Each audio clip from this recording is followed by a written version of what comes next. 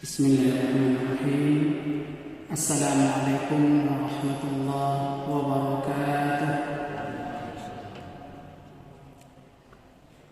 Alhamdulillahilladzi arsala rasulahu bil huda wa dinil haqq liyudhhirahu 'ala dini kullihi walau karihal kafirun walau karihal musyrikun walau karihal munafiqun.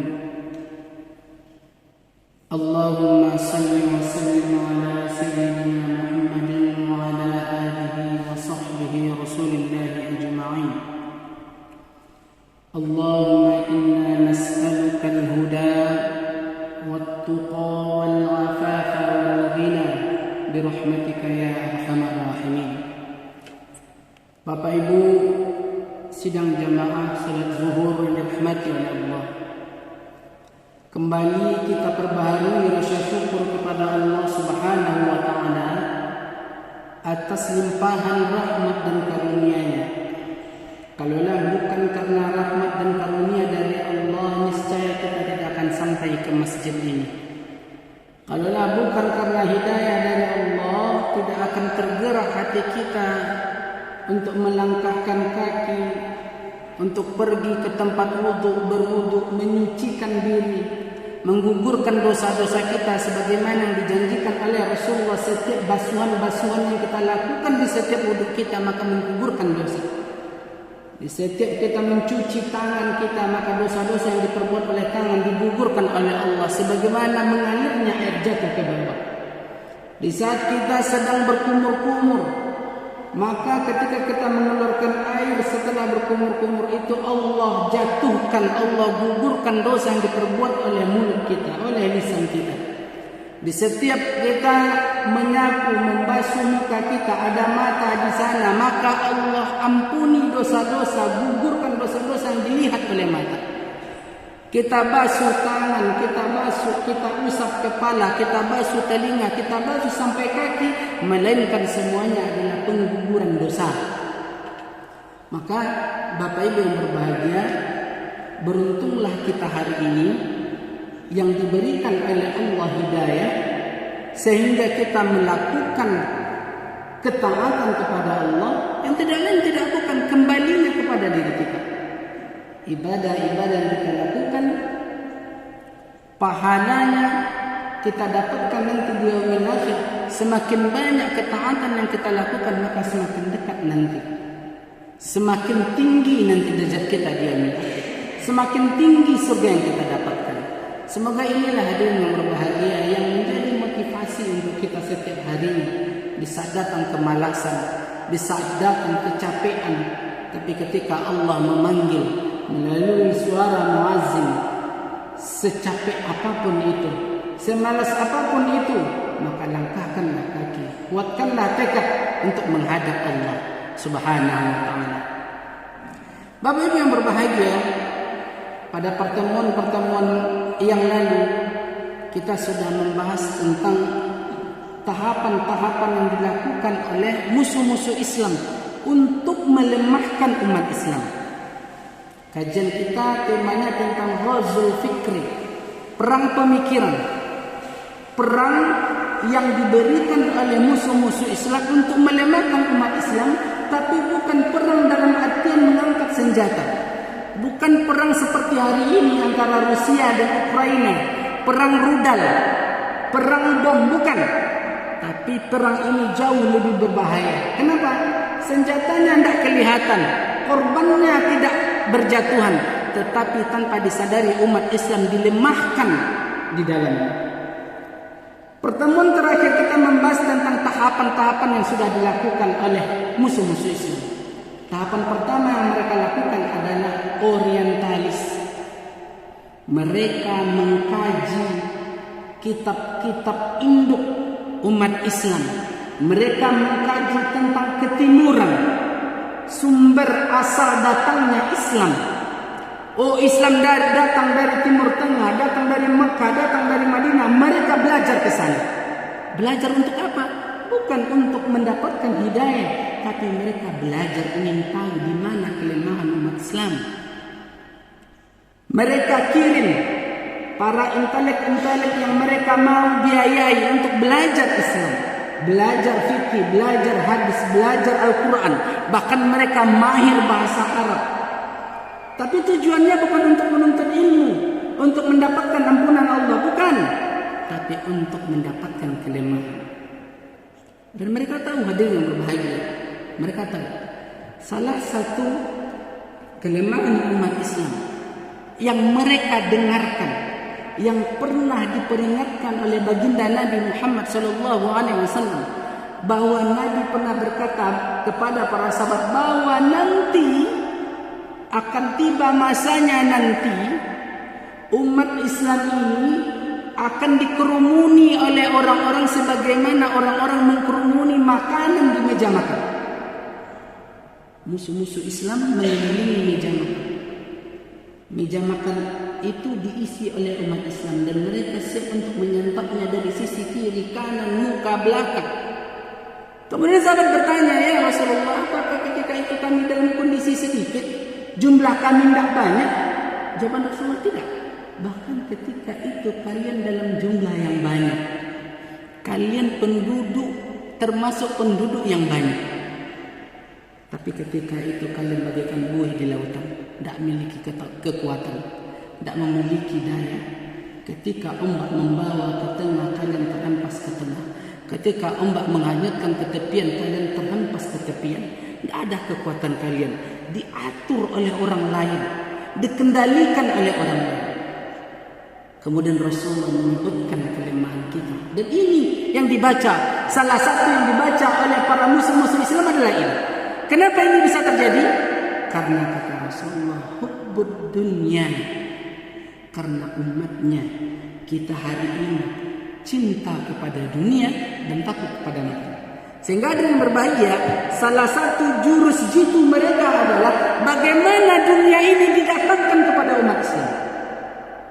Bagaimana dunia ini, harta ini, kemewahan ini, tahta ini, wanita-wanita ini didatangkan di hadapan umat-umat Islam yang mereka tahu tidak akan banyak yang bisa selamat menghadapinya.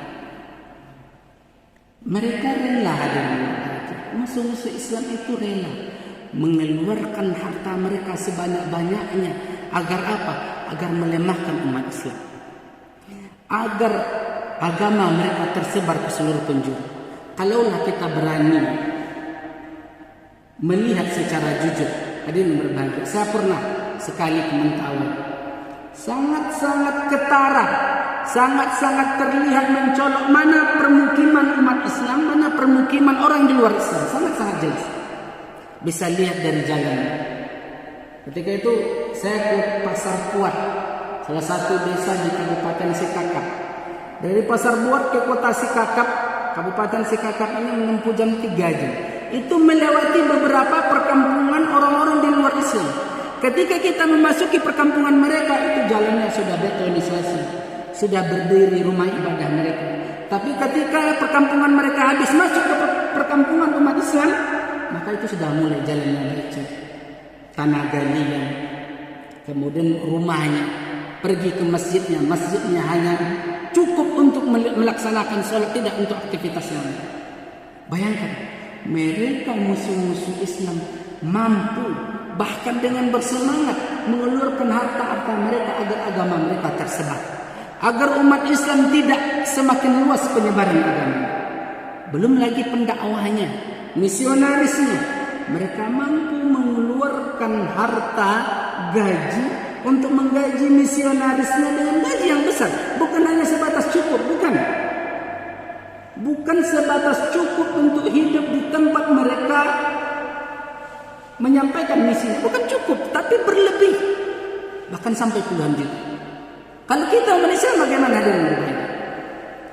Terlalu jauh kita membaca tempat-tempat terpencil seperti Mentawai, seperti Kepulauan Nias, terlalu jauh.